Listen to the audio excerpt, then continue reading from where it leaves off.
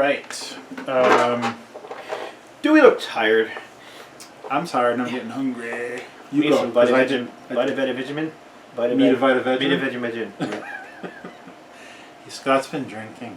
Eat a vitamin. Alright, we're going to go...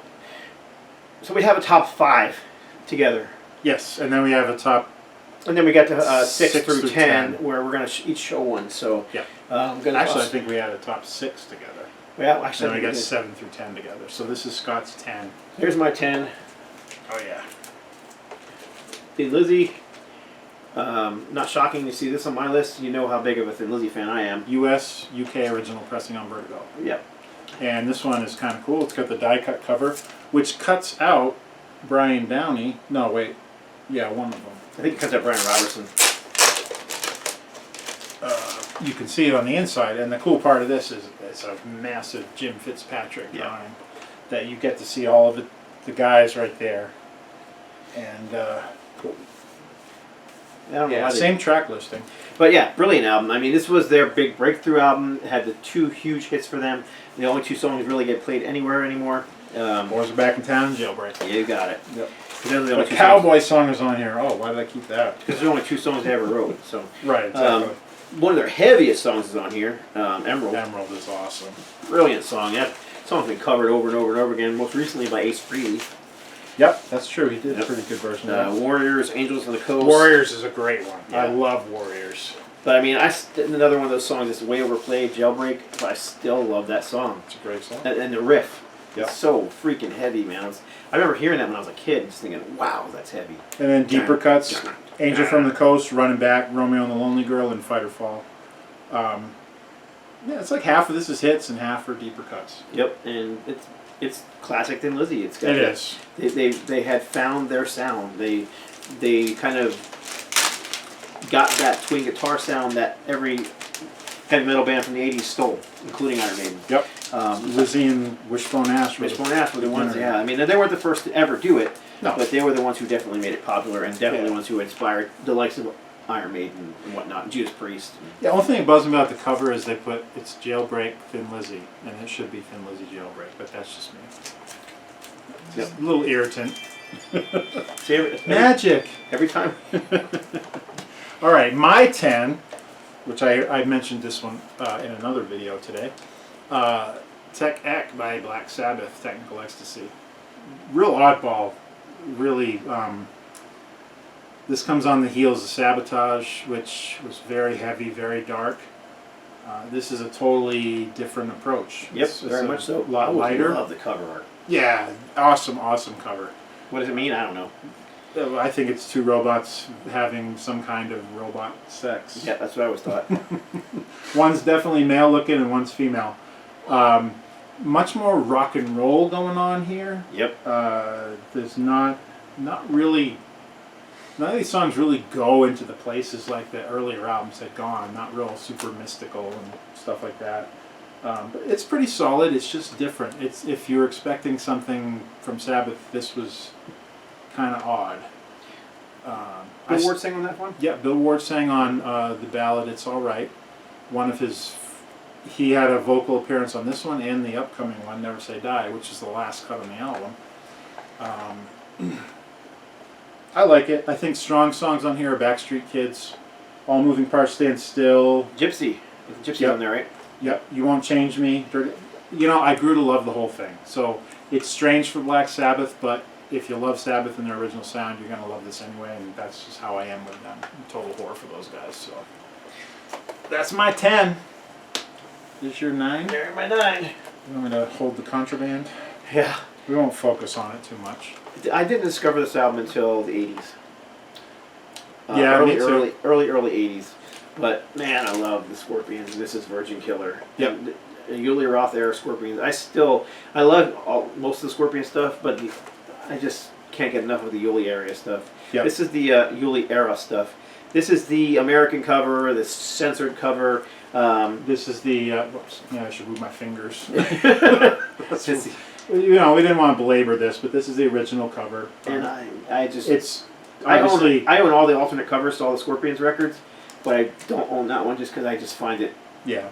Wrong. And I mean, And I always hear this one mentioned in the same breath as the Blind Faith album. I think that was a little worse than the Blind Faith one myself, but she's younger. She's probably less aware of what's going on. The Blind Faith one, she's just hitting puberty. Kind right. of And besides the fact that it's a virgin killer and it's got a big crack in the right above her, you know what? And And I think it's the way she's sitting. It's somewhat provocative. It is child pornography. So I mean, you could get arrested for that these days. Although the only argument I've ever had for it, I'm not saying I support that type of image, but I understand what they're trying to do artistically. And as far as an artistic statement, okay, totally, I get it. I just wonder if it was really the band or not, because the band denies it now. None of them. And matter of fact, I would say probably not, because back then the art was kind of a separate entity. Yeah, because I know Uli Roth won't even sign. He'll have signing sessions, but he won't sign that record. No, he'll sign this one, but he won't sign that cover. And that's, I mean, basically the back cover of this one's a variant right. of the front cover of that one. Right. And they had the lineup here, everybody but the drummer. We had a different guy on drums here, and I don't even remember his name. He's got Rudy Lenners. Yep. But I mean, you got some heavy stuff on here. Hellcat. Oh yeah. Pictured Life. The title track. Virgin Killer. But then you've got some of the more. And this one has a gatefold that's got the lyrics in it. More Hendrixy kind of psych rock, heavy rock, whatever you want to call it, mixed in there. Yep. Which of course has always been Uli Roth's thing, you know. Oh yeah. Although he wrote Hellcat. I mean, Hellcat's his song. That's straight up. That is straight up heavy metal. It's Hendrix all the way. Yeah, for sure. No doubt. Great stuff. Great album. Yeah, the early Scorpion stuff is. I mean, that one and Entrance. Those are like wow. Yep. And Taken by Force. That's a great. My turn. Yes. All right. I was a huge fan of Queen from 12 years old on, pretty much. I thought you discovered them from that movie that just came out. I haven't even seen that movie yet. I pretty much know the story. I got into them in '80 when the game came out, and then I started working my way backwards into all the classic stuff, and I got all of it. So, you know, by the time I was 13, 14, I had every Queen album they had at that point, and I was pretty much an expert. I knew all of them. They were, you know, after Kiss, it was these guys. This is my next super favorite band. And it's kind of cool to see all the popularity that's come around, even since Freddie has died, which was, man, almost 30 years ago now. It's so hard to believe. Cover is a variant from the year before, Night at the Opera. It's like this one's A Day at the Races. It's kind of the opposite, but the antithesis. The crest is way more detailed than one. And Freddie designed that. He was an art student. And it's even, they've got other pieces of it kind of happening on the back. There's a cool picture sleeve in this one. There's got label shot of the cover, and then for picture collage of the band with Freddie with one of his lesser seen hairdos. Yeah, it's almost a mullet. Yeah, and he almost looks like he's Native American in that one too. This album probably has the biggest hit on here. Probably was "Somebody to Love." That's still a massive song. I love the whole thing. There's not a song on here I don't like. As far as hits, "Tie Your Mother Down," "Somebody to Love." It's a great love songs on here. "You and I," "Long Away" was penned by Brian May.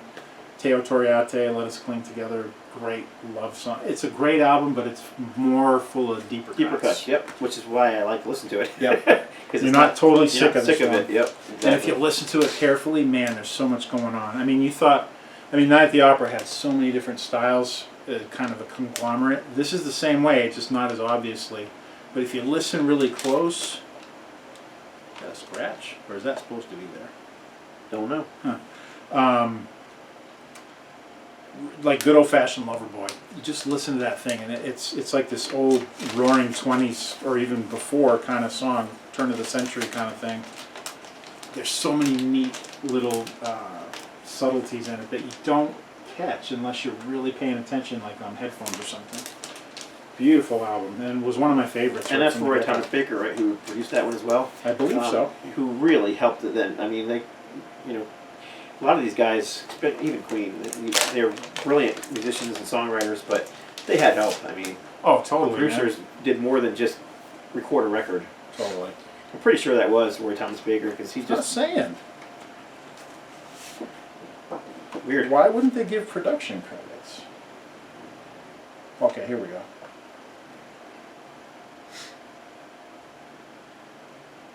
It doesn't say, does it? Oh well, doesn't No, matter. it doesn't. I'm pretty sure it is. After that album, I think he kind of they started doing it all on their own. But No, it doesn't say anybody. weird. Roy Thomas Baker definitely did Night at the Opera. Yeah, for And sure. he also did the Second Darkness album. Okay, next up. I don't know what number I'm on. You want to do a twofer of this one? Or should... No. No? Okay. Live album from Rush. All the World is Stage. If you want to hear Rush at their heaviest, Yep. this is it right here. Because all that progginess is still there, but it's just mixed It's very with raw. this monstrous bass sound. There's not as much technology happening on this one Yes, as later albums. it's just this growling bass sound. You know, that Rickenbacker bass sound. He It's doesn't play him anymore. no, he doesn't. But man, that's and side 3 is my favorite side on here because of one song, Vitor and the Snow Dog. Awesome. And this version of it is so cool. I love the bass parts in there. That talking bass. Wow, wow, Oh, yeah. And it's just so cool and heavy. And And I think the song was... Rush were great at taking little ordinary things. Like, I think that it was actually written about 2 of their dogs. probably. And they turned it into this massive fantasy kind of story. Yeah, it's my favorite live album from them. I know a lot of people like the other Exit one, Stage Left? Exit Stage Left better. It had more hits on it for sure. Oh, yeah. This But was basically the first classic album, Rush. the first 4 albums, because 2112 was part of this one as well. So And after, I mean, Rush was pretty standard. They would do 3 albums and a live one. And if you count the first one being John Rutsey, they did that too. They had the different drummer, so it was like 3 albums live, 3 albums live. When Neil Peart joined, they got into that pattern, pretty much did it the rest of their career. yeah, They have a lot of friggin' live albums, which tends to bug the piss out of me. Maiden does that. oh, They they got do. so many friggin' live That's albums. because now they do one album and then 3 live albums. For me, that's overkill. Yeah. It's too much. Yeah, there you go. All you. All right, this is number 7. No. Yes, number 7. That one from being my number 1 to number 6. All right, that one. This was the first Deep Purple I ever heard. Long before I heard Machine Head and Smoke on the Water, I heard Maiden Europe. I was in a record store where I basically grew up. I kept seeing the cover. I loved the colors and the way it was set out. And I just asked him if he'd throw it on, and the opening cut was Burn. Still one of my favorite Deep Purple cuts to this day. It was the first riff of Ritchie Blackmore's I ever heard. And I've still got a special place in my heart for Mach 3. I love the Mach 3 lineup. Yeah, David Coverdale and Glenn Hughes. That was the first one I heard, and it tends to be my favorite. Not that I don't dig the classic lineup of The Mach 2 lineup. Yeah. Ian Gillan and Roger Glover, but there's just something about this one because it was the first I heard. And I even love the first one with Nick Simper and Rod Evans. I love all the eras of Purple. Maybe the modern stuff I haven't really been a huge fan of, but so it's long songs in there. I mean, the version of Mistreated on here is what, 20 minutes long? something like that. And there's only 5 cuts. It's only a single album. Yeah. But this represents their last concerts in Europe, right before Ritchie Blackmore left. There was an album before this in '76 with Tommy Bolin on it, Come Taste the Band. This came out afterwards. So it's kind of a more of an archival release than a when it happened release. Right. But it's still a great one. Yep. Still one of That's my another favorites. one of those. Although this one's not foil, this has just got a silver ink on it. Yeah, and I've never seen. I don't think there ever was a foil one of No, this. it's most copies are printed with a metallic silver ink. Yeah. So there's basically what it is little flecks of metal inside the ink. Yeah, just Get like the that shine. Sharpies. Yes, They kind of like exactly. come up that way. Yep. And I want to thank Kenneth McCuntrick for writing on this one. So you have your record and you can't have it back. Yeah, and this is the European one on EMI. This one's on Warner Brothers, the American one. It's slightly different, but and the version of Stormbringer on here is it's so kick-ass. So cool. All right, this is this one could easily have actually gone to #1 for me. I just love this record. Yeah, it probably would have been in my top 10, but it was the one that I was least familiar with from the original Priest canon. Sad Wings of Destiny. I know that sounds like blasphemy, but if it had been in both of our top 10 lists, it would have been much higher. Yep. It just, like I said, Randy didn't pick that one for his. So, but I mean, it is kind of a crossover album for them from the first Rock-a-Rolla, which is more of a. Which is funny. I prefer Rock-a-Rolla. I like Rock-a-Rolla too. I know Rock-a-Rolla. a lot of people don't, but to what they became after that. Yeah. But regardless, I mean, you got songs on here like Genocide and Tyrant. I mean, Dreamer, Deceiver. I mean, Ripper was a standard for him. And then, of course, Victim of Changes, which yeah. should have been on the first album, actually, but I can't remember why the record company thought it was something wrong with it. I don't know what it was, but... I don't know if Victim of Changes evolved from 2 different songs. One was called Whiskey Woman, and they were written when Al Atkins was still the singer in the band. It maybe had something to do with that. Maybe, I don't know. But yeah. My favorite cut on here, Epitaph. Oh my God, the first time I heard that, I was like, holy shit, I didn't realize how big of a Freddie Mercury fan Rob Halford was. It's so fucking cool. It sounds like a Queen tune. No, it's Robert Halford. Oh yes, he was Robert back then. Yes, Robert. And the only song on here that really harkens back to Rock-a-Rolla is I Want a Domination, really. Yeah. Otherwise, every song on here, I mean, this is heavy metal. I mean, there's just... This could be, like, look up heavy metal in the dictionary, there it is. Yeah, it's definitely a so anybody who thinks that it has to be heavier than some thrash band to be metal. I won't piss on this one for you. You got to deal with it. Yeah, I mean this is what metal was. This is the 70s, 76. This was, you know. Yeah. I mean, what Priest was going to become, nobody had any idea. Nope. But Priest became basically the blueprint for heavy metal the way that it existed in the 80s. Yep, and they became one of the biggest bands in the world. Literally, still are. I don't care what the guy in Mastodon says. Blowhard. Don't say stupid shit just to get attention. Yeah. Just a rock and roll band. Whatever. It's a great album. Yeah. And the cover. Oh, the cover's massive. Yeah. What an amazing cover.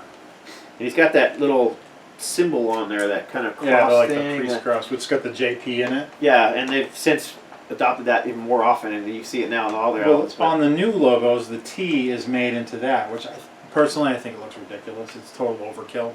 Yeah, I don't care about that, but it's just interesting that it showed up here and then kind of came back later. Later on, it showed up on Painkiller, I think. Yep, exactly. Yep. Yeah, there you go. Great album. All right, so now we got one more. Yeah, this was my original top 1 of my top 10. But again, it didn't make my list, therefore that's how it got dropped down. Yeah, and so we decided on a 1, and because this is a live album, I figured, nah, this shouldn't be at 1. This should be something that was more an actual project, of a studio project. So Led Zeppelin song remains the same. I can't really overstate how much this movie and soundtrack meant to me since the first time I saw and heard it, probably around 1980. And this came out in 76. The band always said this was not their greatest performances. I don't care. These performances mean so much to me personally. The versions on here, they're just so burned into my memory that I could hear stuff that's considered better by the band or by critics or whatever, but they'll never outdo this for me. This is one of my favorite live albums of all time. I just friggin' love it. I like it. I mean, 26 minutes of Dazed and Confused, it's just awesome. The best version of Stairway to Heaven and No Quarter on here to me. I remember going to the midnight movies and watching the movie. Yep. Middle of the night. Yep. And back in my party days in my early 20s, if I had overdone it, with drink or smoking dope or something, I could always put this on and it would bring me right back to that center. It just had that effect on me for whatever reason. It just meant that much to me, and I'm going to stop before I start gushing. I love that album. Alright, so now we're into our 6, right? We have basically 6. Is it 6 or 5? 1, I can't remember. 2, 3, 4, 5, 6. Okay, top 6 that we both had in common. Alright. Making the bottom of that list, but still in the top 6, it's a masterpiece of an album. It really is. It really, but it's very different from what Kiss were. It the is. First 3 albums. And it was very much experimental for them. And thank you, Bob Ezrin. Yeah, because he brought something out of them. If this had been just Kiss' 4th album the way they did the first 3, this is not what we would have got. Right. And there's lots of mystery that goes around this. Like, they claim that Ace never recorded the solo for what song was it? Sweet Pain. Sweet Pain. He never recorded the solo. And then long and behold, 4 years later, here's the version with Ace's solo on it. And you listen to the solo, and you're like, if it's coming out of Gene or Paul's mouth, I don't believe it. Yeah. They are the worst revisionists of their own history ever, and I hate them for it. I still love Paul and Gene as they existed back then, but the people that they are now, I mean, they're everything I don't ever want to be. Well, it's just funny that those kind of things. I mean, it was Gene that was always claiming that Ace never showed up to do the solo, and that's why we had to have someone else do it. And come to find out, it was there was nothing wrong with Ace's solo even. No. So even the stories that the solo wasn't good enough, or we had to bring in someone better. He's just being a dick. That was what it was, and it started here. I mean, the band started falling apart on this album and partially was because of Bob Ezrin. And I mean, I've read stories where Bob took him to school. He had to teach them about stuff that they didn't know about. Right. And I guess it was real tough. Yep. And songs on here feature Rock City, of course. Classic. Yep. King of the Nighttime World, which is a cover. Yep. I found out just a couple of years ago. But a great cover. It really fit Gene's character. Oh, totally. God of Thunder, which of course was written by Paul Stanley. Thank God they got Gene to sing it, because I can't imagine. Well, I can imagine. I heard Paul's version is lame. It just is. Gene's is it's massive. It's a signature song for Gene. Then you've got great expectations, which is hearkening of Gene's solo album that would come a couple of years later. Totally. Flamin' Youth, Sweet Pain, which we just talked about. Yep. Shout It Out Loud, probably one of my least favorite Kiss songs. It's an anthem. It's okay. It was their second anthem. I never understood why people like it so much. It's okay. It's fun to sing at a concert. I guess. Just like I Wanna Rock by Twisted Sister. I hate that song. I do too, but when we went to see Twisted Sister, I get it. Yeah, I remember we were there. Yep. Yeah. So I guess I kind of get it, but at the same time, there's Do You Love Me? Yeah. Paul does it. I think it's on the acoustic show they did, and Paul sang that song. Oh my gosh, he could sing back then. Yeah. It's a shame we having to do the track thing now, but and then I don't talk about Kiss now. Unless it's to be pissed. the big hit on this album, Beth. Oh yeah. Then that one came from out of nowhere. They didn't even want to do it. Yep. They wanted. It was the B-side to Detroit Rock City. Yep. B-side. And it ended up getting so popular. Yep. And it was just so out of character for them, though. It was like. Yep. But it worked. It took a band that was struggling and it made them superstars. Superstars, exactly. Yeah, totally. So, yep. Destroyer, definitely cool. And I love Bob Ezrin. He revisited the producer's chair in '81 when they did Elder, and I love Elder too. I like Elder too, but apparently when Ezrin was kind of out of it, he was like doped up something fierce for that album, and you can kind of see why it didn't work as well as it could have. I mean, the idea was good, and I still personally I love it. I understand why it didn't do well. Yeah. Oh, first appearance in here. Oh, the Kiss Army. The crest for the Kiss Army. Yep.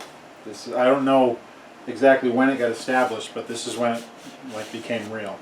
And it's only got the lyrics for Detroit Rock City on the inside. I'm never quite sure why bands choose to do things like that. It's artistic. Yes. Alright, next up. Great one. Johnny We the saw Fox. Fiddlesy earlier. We couldn't do it both because this album made both of our lists very high up. And this is one of my favorites. And yet it's not a fan favorite. I mean, it's not a public favorite. You know what I mean? No. It was never a huge album. I don't even know if there's a hit on it. The songwriting on it, though, is brilliant. Oh, it's amazing. And the lyrics, the whole thing, it's very soulful. And then lots of stories in the songs. Yep. And my personal favorite, Fool's Gold. Great song. Probably my favorite cut on the album. But I also love, Johnny the Fox, the song Johnny and Rocky, and Johnny the Fox meets Jimmy the Weed. The Fox. That one's got some total funk. He called you Jimmy the Weed. Yep. Yep. And then the heaviest song on here, Massacre. Massacre's a great tune. Yeah, there's really not a song I don't like. Old Flame and Sweet Marie, that's just very poetic stuff that Phil and I did. Boogie Woogie Dance, again, Great stuff. it sounds not very heavy, but it's actually a pretty rocking song. And more awesome Jim Fitzpatrick artwork. I mean, all this kind of Celtic knot. Even the back. It's amazing. It's a beautiful album. Yeah, this one definitely. I definitely prefer this over Jailbreak. I like them both. I like them both, but I'm just such a Lizzy fanatic, so. You know, just some albums you connect to them. Yeah. This is one of them. So we're on number something or other here. Let's see, that's number 4. Yeah. Number 4.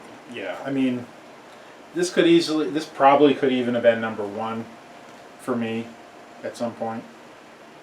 Just because I remember the first time I put it on, I fell in love and just never looked back. I can't remember if I heard this first or Moving Pictures. Probably Moving Pictures. And then I just wanted to hear this. A friend had it. I borrowed it, threw on my dad's headphones, and I was just completely entranced with all of side 1. It's like, this is friggin' amazing. I can't believe this. And, you know, saying it now in hindsight, it's like, well, yeah, it's a friggin' classic. Yeah, I don't know. I discovered the band on Farewell to Kings because a friend of mine's older brother turned me on to that, and then I went backwards, and I don't know what the date it's was. definitely a proggy album, especially, you know, yeah. I mean, it's, what, one song on one side? Is that what it goes? Yep, and they did this again with Hemispheres. Yep. It's got the lyrics, and it's got, you know, this is the Rush, when they're wearing the kimonos, and Neil Peart was still the professor, and he had the handlebar mustache. That's the Rush that I love best. Because that's kind of the mystique that they had. Yep, they looked cool back then. They're very unique band. I know a lot of people don't like him just because of the vocals, but I always thought his vocals were... I know a lot of women don't like him because of the vocals. Michelle hated him. Really? Yeah. Yeah. Couldn't stand Yes for the same reason. Really? Yep. Wow, I love Yes. Hated him. Alright, this one of my all-time favorite albums. This one really could have been at number 1 too. I don't know. I mean, it's just hard when you get to... And I didn't realize that both these albums were 76. Both Kiss, both Rock and Roll Over, classics. Another to great... me, this is the last truly great I agree. Kiss album. I think I like this one. I know people love Love Gun. Oh, I do too. I think this is better but than it was Love the Gun. beginning of the end. This is a raw, heavy rock and roll record. They went back. They went to original producer Eddie Kramer. Eddie was different in that the other guy was more into, let's bring in studio musicians, let's do this, let's change that. Yeah, Bob Ezrin, let's make this an epic.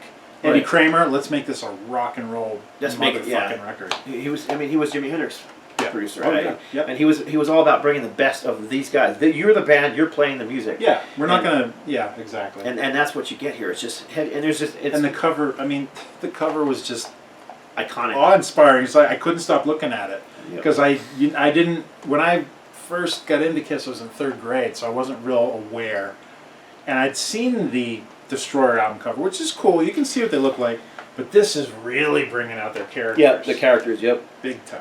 Yeah, it's a great album. And then there's the songs on here, so I don't even have to look at the thing, but I Want You. I Want You, Take Me is one of my all-time Making favorites. Love. I mean, it was just so rocking.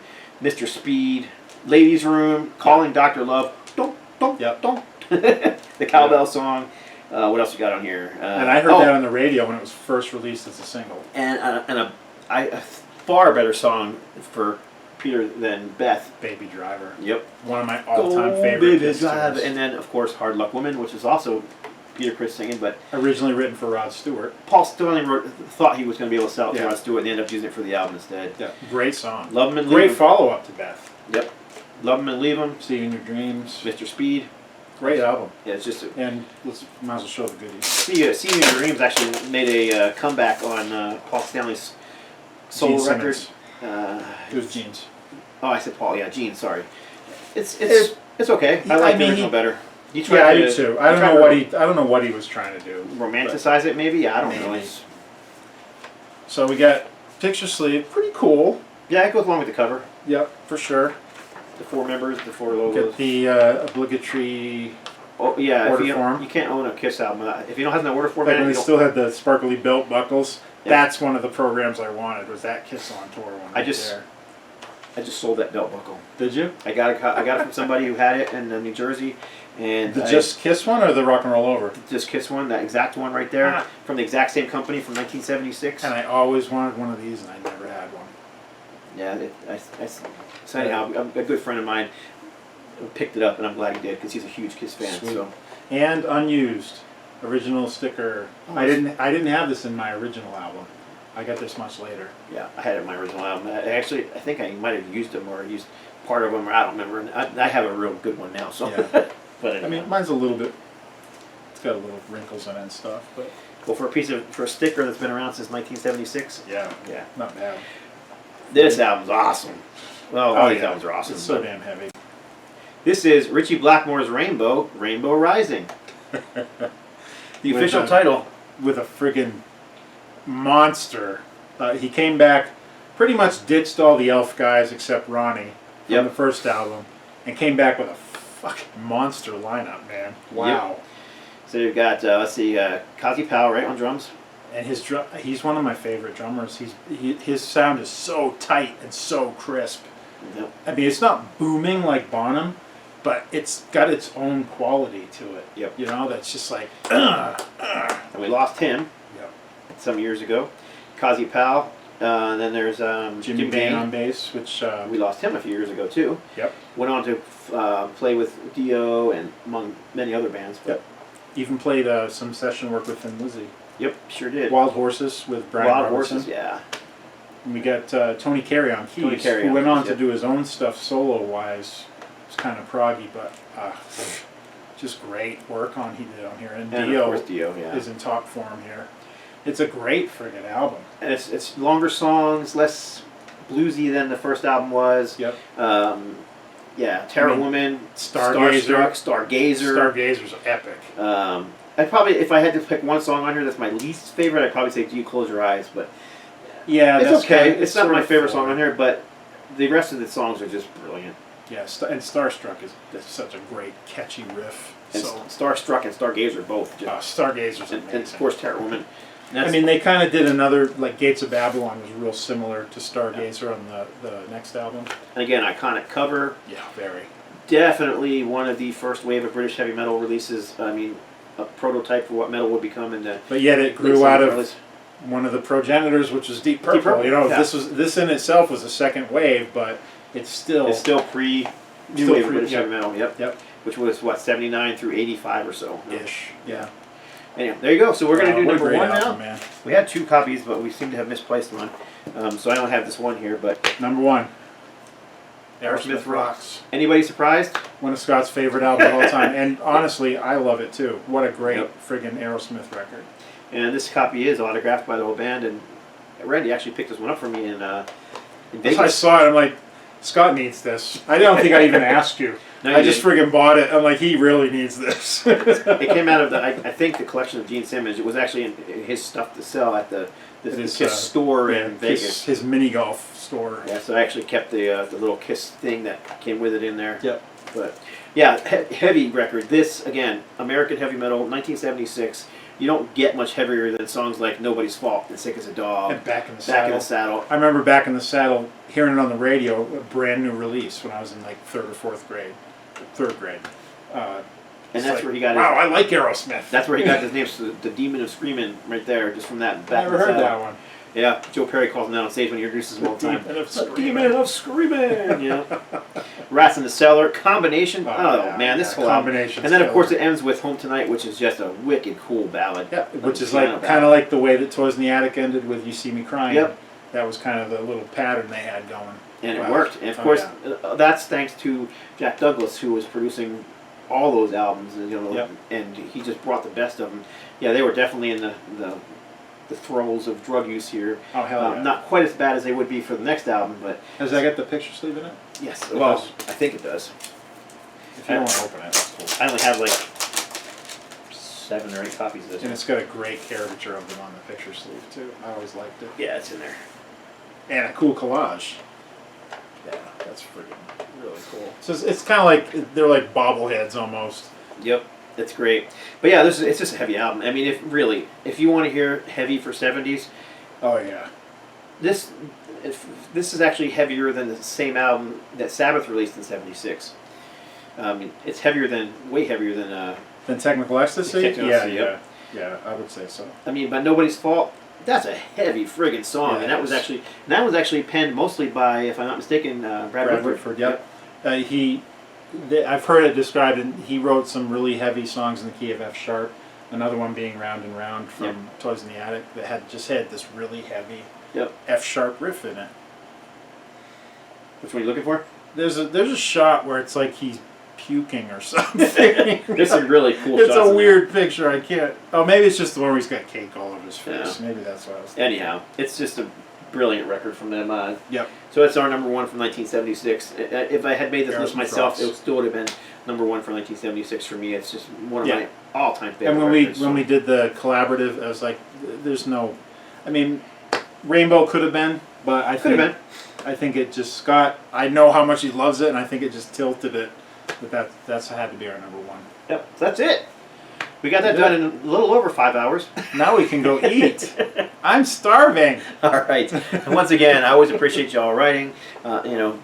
Comments. We'll both get back to you. Randy's been getting back to people as well. So yeah, as much as I can. I got to do it at work, so it's a little tougher. But yeah, but anyhow. But I appreciate that you guys like when we do these together, because these are the only videos that I do.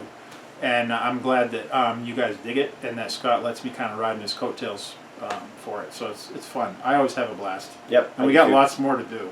Yeah, we several more years. Yeah. So. We've already picked the list. I've already started the list for 89. Yeah, and then 75. Then once we get into, I don't know. Well, the 90s might be. We'll see. It's going to be a little bit tougher, but we were thinking about maybe doing a Kiss one, where with the best Kiss album, makeup era stuff. There's all kinds of crap we could do. Anyhow. All right, that's it. God bless. Stay strong. Yeah, I'm done. I am done. Yeah, me too. I'm smoked, man. I need to eat something. Oh. I don't know if we ever really plowed through those quite. I think we were both like, I'm hungry. Let's get this over with.